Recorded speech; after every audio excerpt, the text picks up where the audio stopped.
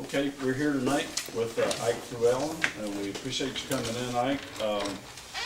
Pat Tibbs is here next to me. She's going to be the timer. Okay. Again, we'll allow 5 minutes, up to 5 minutes opening, 45 minutes questions with 2-minute answers.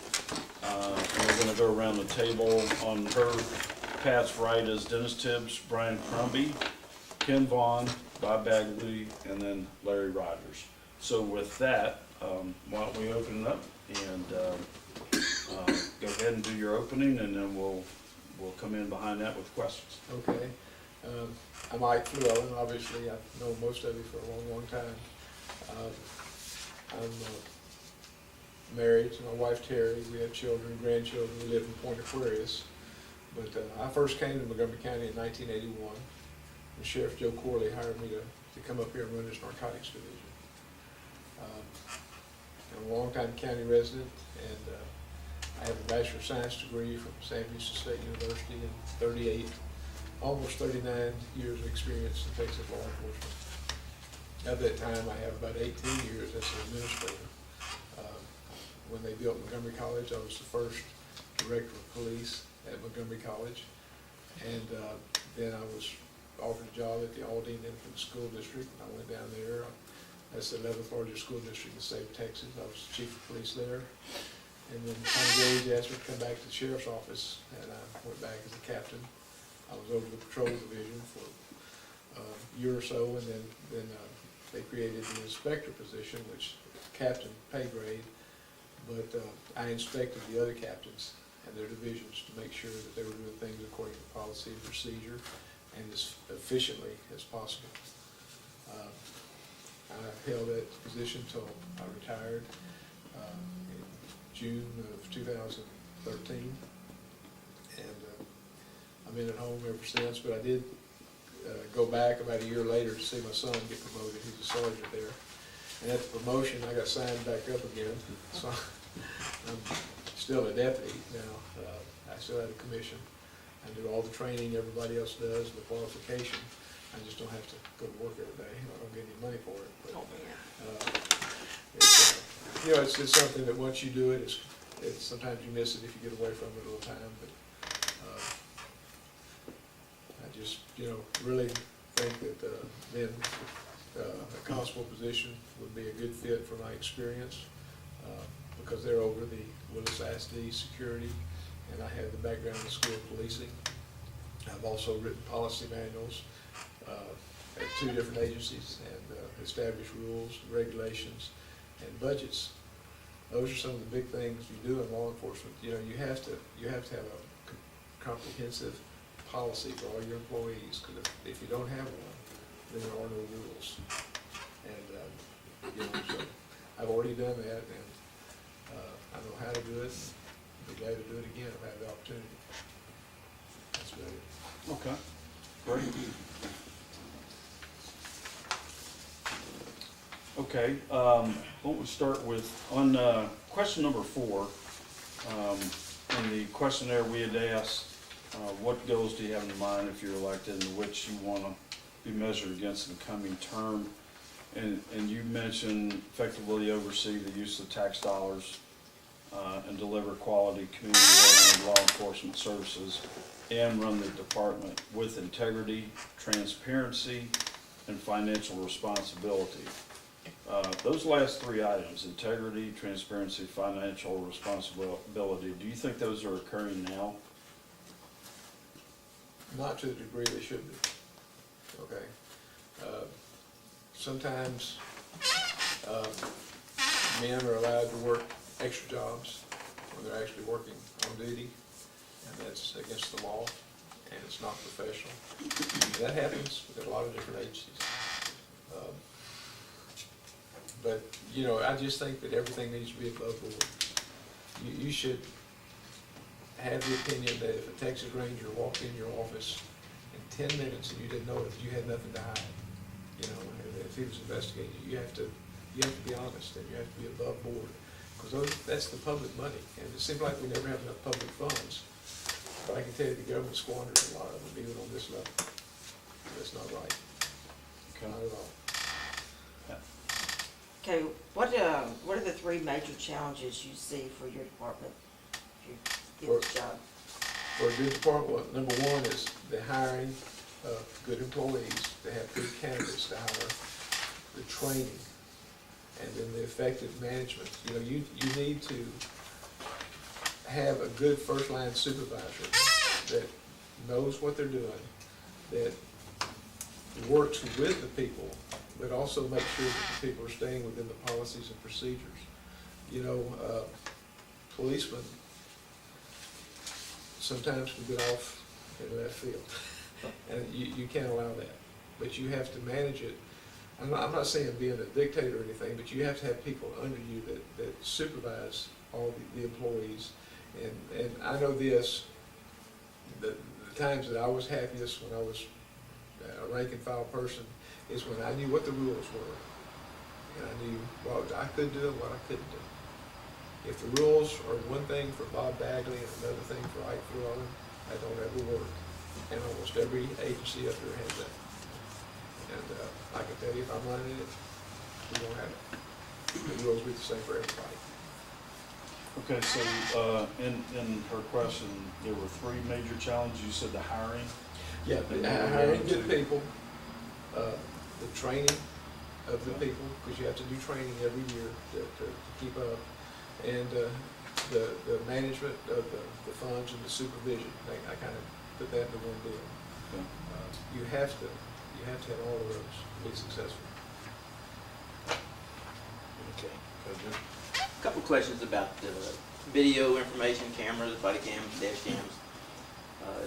Do constable cars have cameras on? I believe they do. And Yes. do any of the guys wear body cams? I'm not sure, but I know that they were in the process of obtaining those a while back, or they told me they were, and that would be a big plus. I think everybody in Montgomery County is trying to go to those. And you're in favor of Yes. body cams? Yeah, I mean, if that, I mean, I've been accused of stuff that didn't happen. Oh, yeah. And if I've got a camera on and we've got, record the voices, then that accusation just goes right out the window. You know, they sell those at Costco for like $50 now. Sir? They sell cameras at Costco for like $50. Yeah. But that's not the question. Recently the Texas legislator wrote a law that said people can't video them doing their job. And that's not something you can change. And we've seen a number of videos where the cops slap people around, take their phones, take their cameras, things like that. And in your precinct, would you object to people videoing you? No, I've been videoed. I mean, so what? Okay. You're videoing me. I mean, I'm not doing anything that's going to be illegal. I'm You're not slapping back? I have slapped people, yeah. If you resist or you try to slap me, you won't get slapped first. But to try to take somebody's camera because they're videoing. Oh yeah, That's not There right. was one, the guy on a motorcycle had it in his helmet. The cop just beat him all up for it. No, that policeman shouldn't Yeah. be a policeman. I don't think there's a law that really protects that right, but there should be. That's one of the things that Yeah. our legislature work on. I'm not too sure there's not. I mean, it's Well, they made a law that said people couldn't videotape the legislatures. But it didn't, Didn't it pass. didn't pass. Did it not pass? No. No, it did not. No.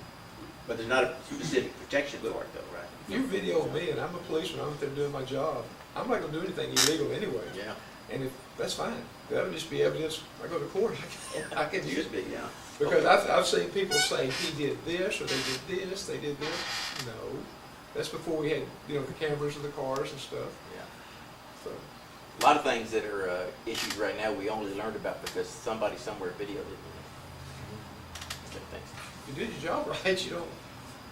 I mean, I'm going to jump on that same topic. Okay. Basically, it's, you can call it police brutality or inconsistency, and I've heard many people complain about policemen will not ever arrest another policeman. There's this unspoken word, I've done it. but that's, I mean, Yeah. I'm just saying what I'm saying is I believe there's a lot of that going on. You're right. Whether that's true or not, I guess it's the numbers, but, and it's the little things. If your cops can be really nice, but if you stand up to them, then they can be pretty mean. You know, it's the things like, some use the cop stops you for the taillight out, Right. and then they ask the passenger driver for their ID. Well, they have no right to do that. But because they're a cop and they have the badge, they have the right to do whatever they want, right? They think they do. They think they do, yeah. And so, you know, so when you start standing up to them, then they start, there's some number that, Most of them. I think that's, you know, you're kind of, cops take a certain personality. And, okay, so you kind of answered my questions by responded to my comments. Well, in a way, you know, I mean, so I guess, you know, how do you as a supervisor manage that and it goes back to training. I learned something from a wise older guy when I first became a policeman. First night, don't ever engage in an argument with anybody. You tell them what to do, you know, but you don't engage in an argument, because once you do that, you've lost control of the situation. And I think that is so true, you know. But if you treat people with respect, they'll generally give you respect back. If they don't, then you take the appropriate action. But you're not out there to be a bully. And I tell you, I wouldn't like a policeman coming up trying to bully me. That's not the right thing to do, you know. And if you treat people with respect, they'll usually afford it back to you. Not always, but normal folks will. well, and the cop job is a really tough job, because you don't know who you're walking up to. No. A guy that's going to pull a gun on you and try to kill you, or just some joke citizen. So it's a challenge. It is, but you really, when you, this is something else I used to tell people. When you go from 1 to 10, just like that, your attitude's bad, you can't ever undial it and go back to 1 again. So why don't you just go back? You go up there as a professional, and you conduct yourself as a professional, and you keep your eyes open. If the guy tries something, take care of it. You know, but don't bully people. You know, if you're really a genius, you wouldn't be out there being a policeman anyway. That's a real guy. But you know what I'm saying? It's just not ever right. It's how you approach people and how you conduct yourself. But if you start off hollering at Mr. Bagley here, calling him all these kind of bad names, you're probably not going to have a good, what do you say, a good meeting with him. It's not going to ever get back on the sunny side. So start off as a professional. As a highway patrolman, I used to always go up and greet people the same way. Good evening, I'm Ike Fluellen, Highway Patrol. The reason I stopped you is for your speed. I tell them who I am, what my name is, and why I stopped them. Because so many people get mad because cops don't tell them why they were stopped. That's happened to me. I had a ball, because I'm an ex-undercover guy, and I would go in places where there was corruption, and they'd send me in, and the police sometimes jacked me up, and all kind of stuff, and they didn't know that I was a sergeant with DPS. They found out later. but you know, it's yeah, you don't mistreat people. I just really believe that. Should have had a body cam volume. Sir? Should have had a body cam. Yeah. Okay. So it's- Time's up. I asked Pat to turn the bell up. I'm sorry. That's all right. I could barely hear it. Of course, I've done that. And, My ears, I don't work as Do you well as I used to. remember other apps have sounds too? Our survey asked about the Strong Cities Network, and your nice brief response was very effective, but it didn't really describe what the Strong Cities Network was. Well, Can you I state that? don't really know. All I've heard, it was a bad program. Forget about it. It's about cities working together or whatever, you know, the police agencies or whatever. I've just heard it was bad, so I've never really explored it. That person told me, I said, okay. Okay. I don't need any more things to read and study to get my blood pressure high. There's one out there right now. Drive me wild. Fair enough. Question number 5 on the questionnaire was talking about the budget. Have you had a chance to review the budget yet? At Precinct 1? Yes, sir. No, sir. Is that that they should be open to the public, or? Well, it is, it will be. I've just had a lot going on and I haven't had a chance to review it. I know this, that, you know, the budget grows, of course, every year. But what an administrator has to really be careful of is to make sure that all of his people, when they're supposed to be on duty working, are actually on duty working. Right. I've dealt with that just about everywhere I've ever worked. They sign on the radio, they go back in the house, eat breakfast, whatever, come out an hour and a half later, go to work. No, that's not the way it's supposed to work. If you're supposed to be on duty at 6 a.m., you go out, you get your car, you sign on at 6 a.m., you go out and do your job. Do their vehicles have GPSs on them? I would presume they did do, but I'm not sure because the county vehicles, I'm sure they do. What is the budget, you know? How big is it? At the county, constable, I do not know. So back on that topic, if I got a little time to. Yes. Yeah. Amen. So there's a balance there. I mean, you know, the guy that clocks in at 6 o'clock and 6:05 hops in his car and goes out. You know, where's that line? I mean, how do you know, an hour and a half? Yeah. I mean, sometimes you might need an hour and a half. I mean, where is that line from? You know, Well, being human. If you have to work with people because we're all humans and things happen. But like, if something comes up at your house, whatever, call your supervisor, tell them, say, look, I'm running a little bit late this morning for this, and this. I should be signing on at this time, and then you wait and see. You know what I mean? And y'all talk. But if everybody trusts each other and works with each other, but like if I go in 30 minutes late, that means I got to stay 30 minutes over to get my 8 hours in. They don't punch clocks, do you? No, they don't punch clocks, but they SO on the radio, Somebody writes it down. and they log it in immediately. And sometimes there's a big problem with policemen logging in on the radio, and they turn in their time sheets, and the two are not even similar. And as a supervisor, I think that's really not good. We still have time left on that one. Sir? No. Yeah, that's okay. Ike, if you would, give us a quick overview of what area geographically Precinct 1 covers, and how many are on the staff, and just a little background on Precinct 1. Okay. Cut and shoot, come down 105 and head west to somewhere around Magnolia, but it's not all the way to Magnolia, Montgomery, just past Montgomery. And everything north of 105 is Precinct 1. I don't know the exact dimension, but it's a very big precinct. And staff. What's staff levels? I think it's about 35 people. That includes administrative, everybody. Everybody. How did that break down? Do you know how that breaks down? Well, Constable-wise? what's there? Constable-wise? Yeah. How many constables? They have, of course, the elected constable, they have a chief deputy, they have a captain, and they have 6 lieutenants, and a whole bunch of sergeants. And then they have deputies.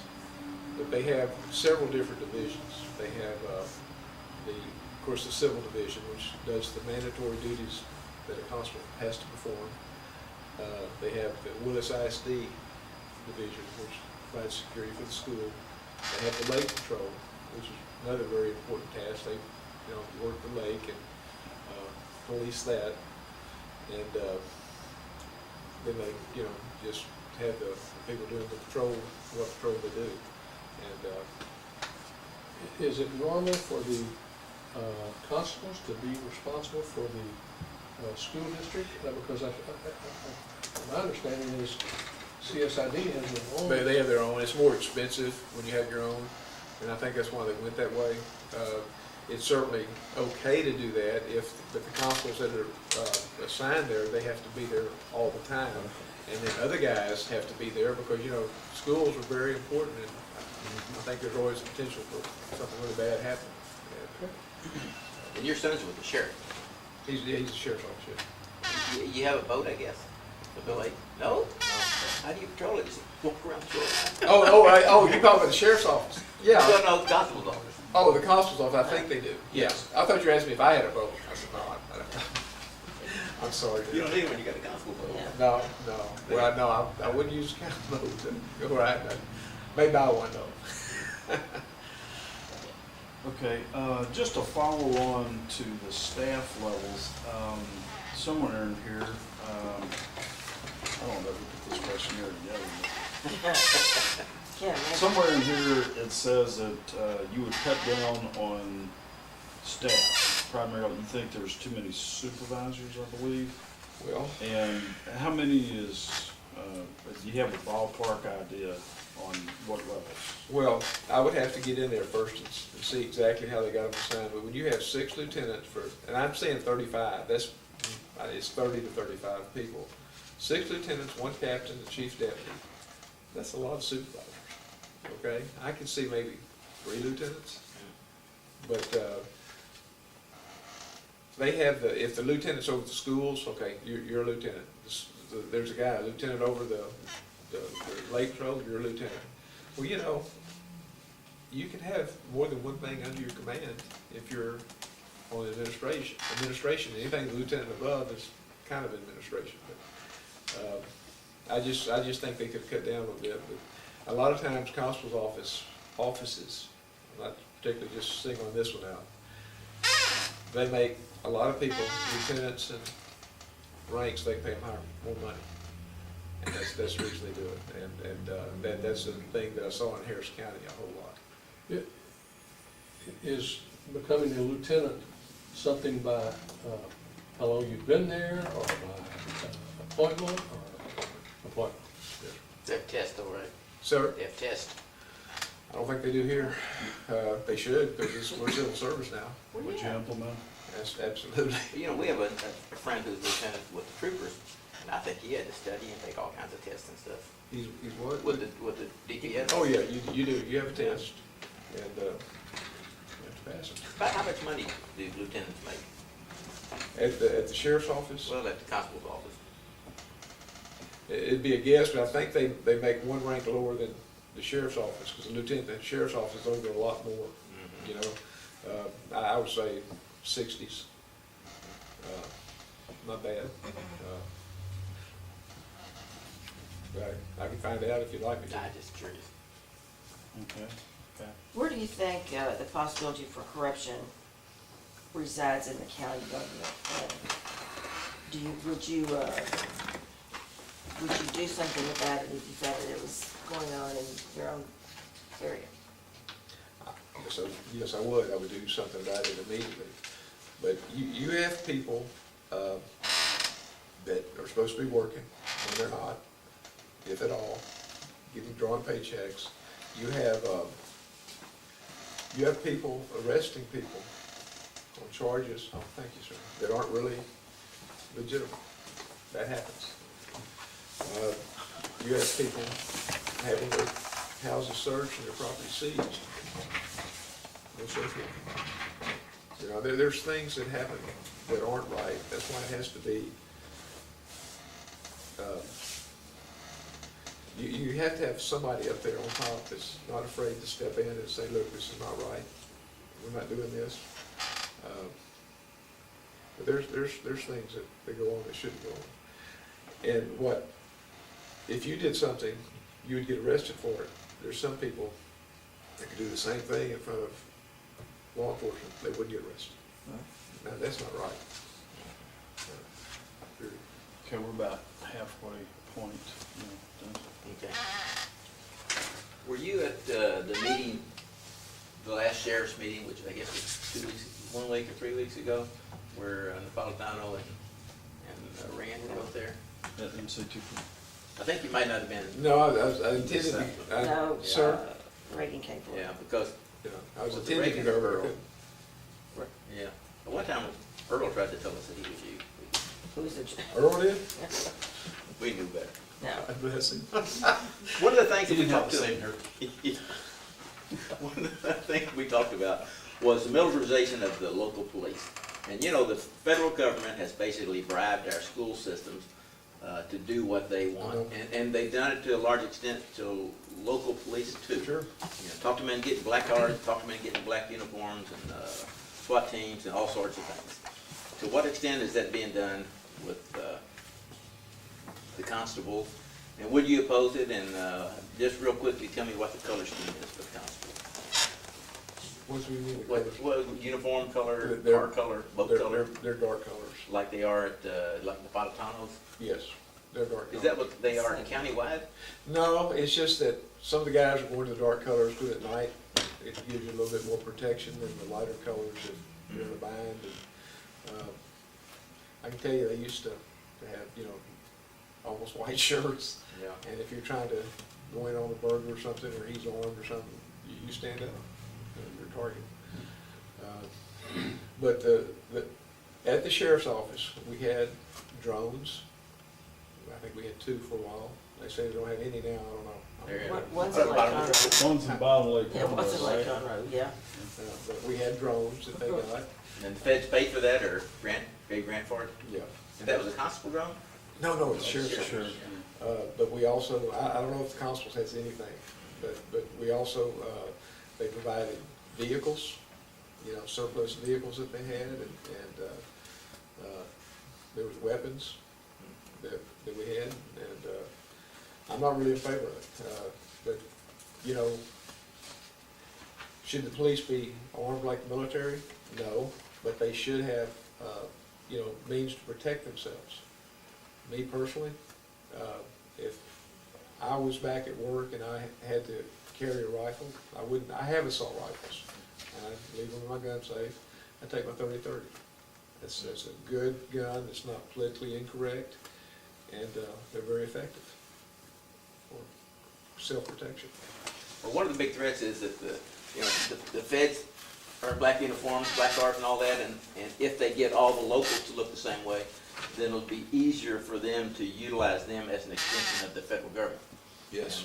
And, I'd like to see the person in the khaki uniform and say that's a sheriff, or some other kind of uniform, Well, that's gray a good uniform, point. say that's a constable.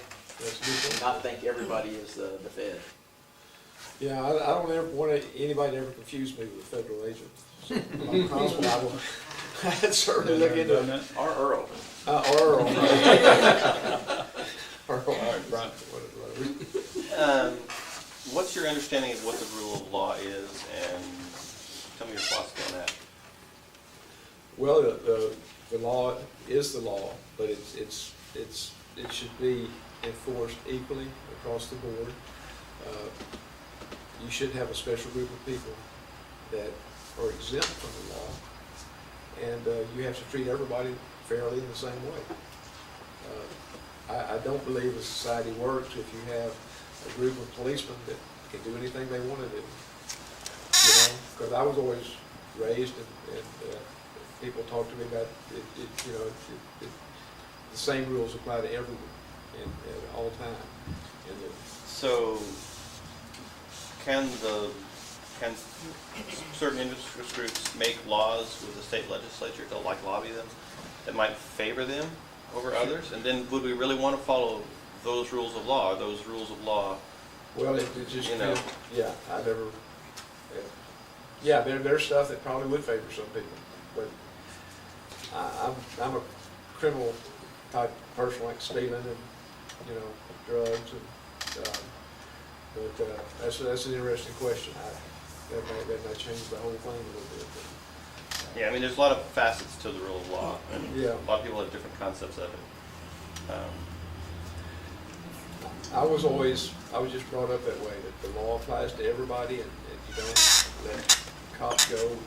You know, I mean, if I was out there working, and, you know, I would help people if I could, like speed or something. I didn't write everybody a speeding ticket, and sometimes people are driving stupid, and I just tell them, if you're driving really stupid, you think you can get home and behave, yeah, okay, we'll go.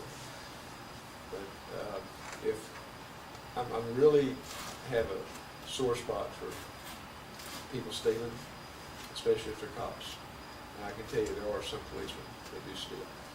That's wrong, and they need to be given new place residence at the county jail. Pretty much against that. Should law enforcement officers have access to equipment or weapons that the public does not have access to? Well, you'd be talking about fully automatic weapons. That or special vehicles or anything like that?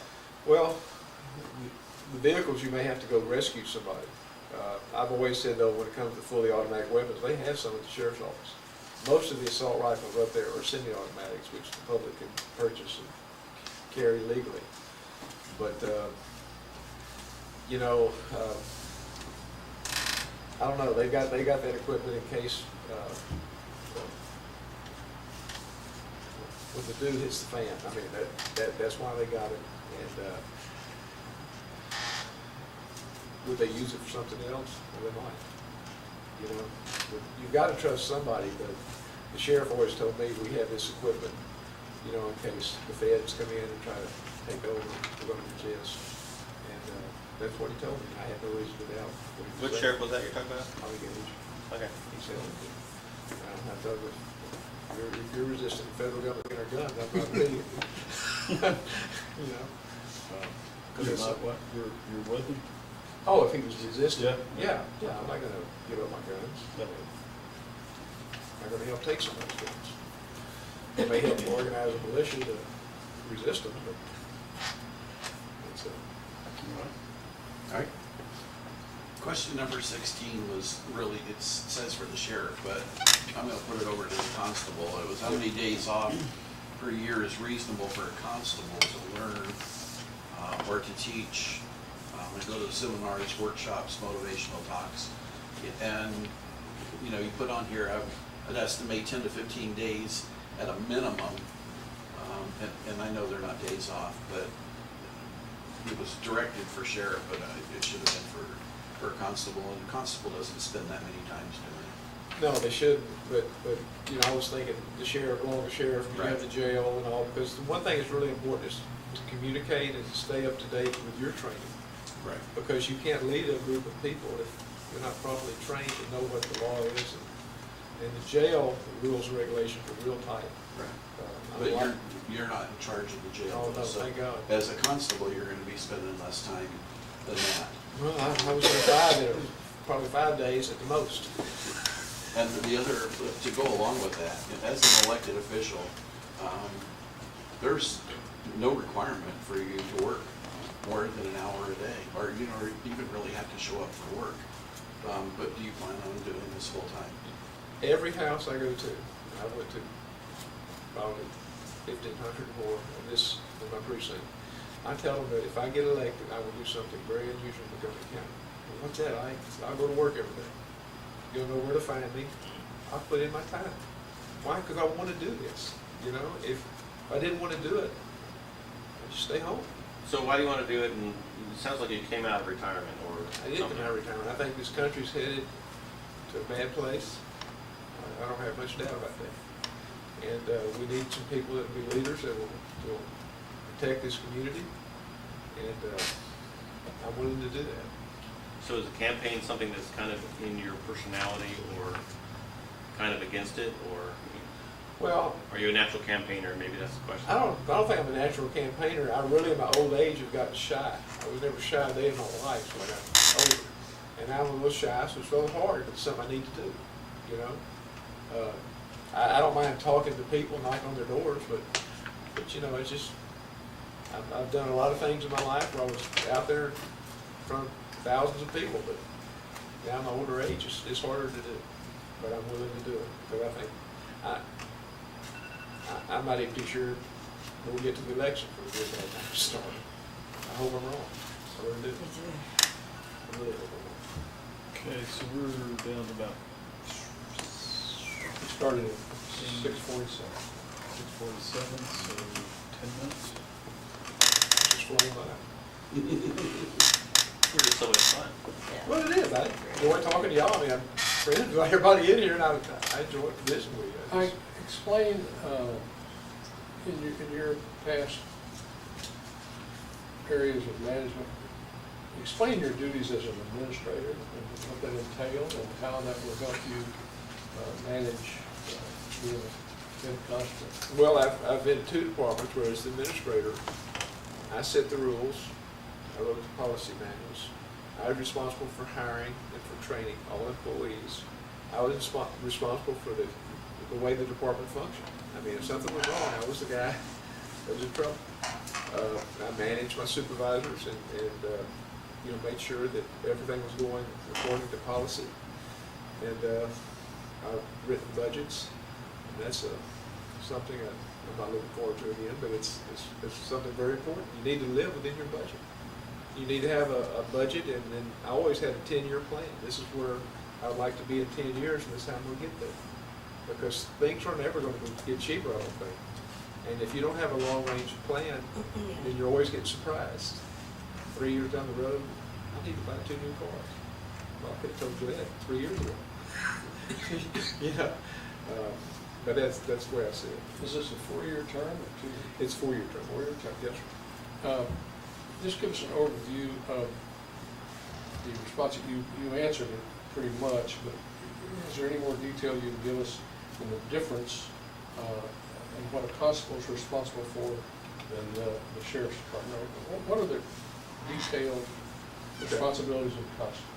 Well, the detailed responsibilities are that he's over people that provide security for the Justice of the Peace Court. They also serve the papers that come out of the Justice of the Peace Court, such as subpoenas and warrants, writs and lawsuits. At this constable's office, they're also over the Lake Patrol and the Willis Independent School District. And they have a motorist assistance program, which I think is a good thing. You know, people get stranded on the highways, that's not a good thing. And you should have some law enforcement coming up down there to give them some assistance. So, All right, we're about 7 minutes out. We've got some questions that are kind of going back a little bit. Relative to the body cam, kind of distantly related, is it better to have 1 or 2 officers in a patrol car? Why? And can, if it is 2, can your office afford that? I think it's, from a safety standpoint, it's better to have 2, but, you know, I don't think financially you could really justify it. I mean, this is not a war zone we're in, you know, it's a pretty peaceful place. But 1 officer, and preferably, I always prefer riding by myself, instead of having a partner. But there's times when I've got in a bad situation where I wish I had 1. It's too late. Okay. Also, let's see. Don't you take my question?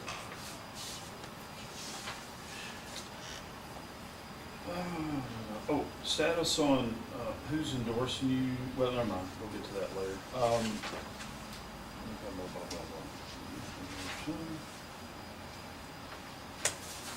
I'll chime in with one. that. The constables went to, instead of their own POVs, provided their own vehicles, now they're in county vehicles, correct? That's why I'm here, and I didn't know that till just recently. Is that a good thing or a bad thing? Well, I think it was better when they had their own personal vehicles and they were getting an allowance that helped. It was cheaper for the county when it comes to repairs and buying. But they still look like cop cars, right? Yeah, Well, they still look like cop they're still cars. police cars, yes. But it's a great write-off to have. Me personally, most of the old guys I know, we'd rather have the car allowance, but that's gone, and that's, you know, This is your time. I don't know if it was, What's that? We said, no, Franklin. Oh. Sorry. Okay, the question I had, transparency. How transparent would you be up to the point of having a checkbook online? well, I don't know if I could have the checkbooks online, it'd be something to consider, but I think that the public is entitled to any information that's not confidential. And I say confidential, that's like an ongoing murder investigation or ongoing crime or something that's investigating that could be compromised. I mean, it's your agency, you should certainly be privy to the information that's, you know, you can have. But if there's a criminal investigation that could get compromised, that'd be one of the few things I can think excuses that they could use. Most of the time, there's not a whole lot of transparency there. But the people it's their, it's their department. That's the way I look at it. So it should be very transparent. Okay. The more we learn and the more we dig, Montgomery County's starting to look like the Dukes of Hazzard. What? I said the more we dig, the more we find out, we're beginning to look like the Dukes of Hazzard law officer. The good old boy system seems to be alive and well here. What can be done about it? Well, elect me constable would be a start, because I'm telling you, I'm not part of it. I never have been part of it, and I would probably still be working today if it wasn't for that. But I just got tired of it, and I knew that I went over the house, because I was tired. It's always been a problem here in Montgomery County. It's always been a problem, and it should be. It should be. Do you know Terry Holcomb? That's the guy's name, so open carry pastor, right? He's the open carry pastor. He spoke at Montgomery County Yes. Tea Party not long ago. Yeah. You know, a couple of years ago, there was a video of him, and he had open carried an 1896 pistol of some sort. And, you know, the troopers came up and they arrested him, and they went back and forth and back and forth and back and forth. That particular gun is excluded from the carry law because it's an antique. He spent a night or two in jail. He eventually got out, of course. I wonder if I'm pulled over and I have an AK and AR and 9mm in my car, that's legal, right, for me to have that in my car? Sure. Do you think that most officers know that, and how will you go about making sure that those folks know the current laws? Well, I'd go about making sure they know the current law, because I would immediately have a class on the current law that would be mandatory attendance from all the employees. Does that happen after every legislative session when they pass new laws? Very rarely. Very rarely. It should. I know that when I was over the academy, it happened at the sheriff's office. Haven't heard of them doing it. But it's a must. If you don't know what the law is, how can you enforce it? Yeah. How can you enforce it? And why would you arrest anybody if you weren't sure of the law? You know, it'd be better to. That makes sense. And I'm gonna tell you something, and this is just me, but I've always had a problem arresting normal people with guns. Because I have seen, you know, I've looked at somebody's car, and of course now it's legal, but we find a pistol in the glove box. Jimmy, why you got a gun in there? Well, I'm going, you know, I'm going to my friend's house, and I just wanted to take my gun with me. Okay. You know, I didn't enforce what then was against the law, but now it's legal for you to have a gun in your car, unless they've changed that since I retired. You know, I just never was afraid of good people with guns, and it's real easy to tell the good people from bad people if you've been policeman a while. Just open your eyes. Okay, so now we're at the closing phase, so you're welcome to take up to 5 minutes, or if you want us to ask more questions. Y'all can ask more questions. I mean, that's probably getting to the fruit of it. I know Brian, I can tell you got a bad one to get me with here. Brian will take up the extra 5 minutes. We might skip over the kid. Have you No, seen? just- Are you kidding? Is it, well, So red light cameras. Okay. I hate them. In Montgomery County, my understanding is that they put them up, they're all around, they're not using them for red lights, but they're using them, you know, they're collecting the data, they have it there, they have the ability there. Willis is still using them for red lights. So, I guess my question is, so you hate them, okay. What about just, not red light cameras, but just cameras in general that are out there? Is that a good thing or a bad thing? Where It is can that? be both ways. I mean, you're So really. which way do you go with, you know? Well, I think we're better without them. If a store owner wants to put up a camera at his store because he's afraid of getting robbed, I see that. But the government putting up cameras, that's kind of what you're referring to, right? Yeah. No. Aren't a lot of those TxDOT cameras that they use to monitor traffic? No. Because you go to TxDOT site, you But see all the cameras in the There country. are, yes, but they're, to the best of my knowledge, they're not using those. I remember when they investigations. made a presentation, they come around the sheriff's office, they made a presentation to the command staff about all these cameras and all the things they could do. And They meaning, vendors. okay, vendors, okay. Yeah, they came, they were selling the cameras. And that day, we drove for lunch, she was like, we said, we need you to go do something else. But they knew that I wasn't on board with it at all. And so I left, but it was, I can't say the word, it was baloney.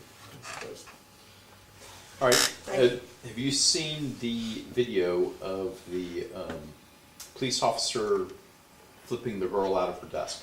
Oh, yes, I have. Okay. How should have that occurred? How should have that conflict been Well, he addressed? should have went over there. He started at 10 when he should have started at 1. Go over there and say, look, I need you to come over here, your disturbing room. Tell her what you want her to do. If she refuses to do it, then you could use whatever is reasonable force. One of them flipping a kid in the desk, I mean, you could have hurt. That's, I wouldn't like that. And he- But I think they came out with another video that showed that she slapped him first. Right. Eddie. She should have slapped him hard. Hit him. I mean, I've been hit by women, and I never punched one of them back. I never slammed them down. I mean, you know, I mean, I tell Bob that he probably didn't remember, but that, you know, you go to arrest a female that's drunk, you're probably gonna get hit a few times. Doesn't give you the right, guys, to brutalize her, I don't think, because the law says whatever is reasonable. You know, well, unless it's Ronda Rousey, it's not reasonable to go to a 10 right off the bat. It's, I just think it's a little excessive, personally. Okay. That about wraps it up then. We appreciate you coming out. Okay, well, And I enjoy it, guys. I really do. we wish you the best. yeah,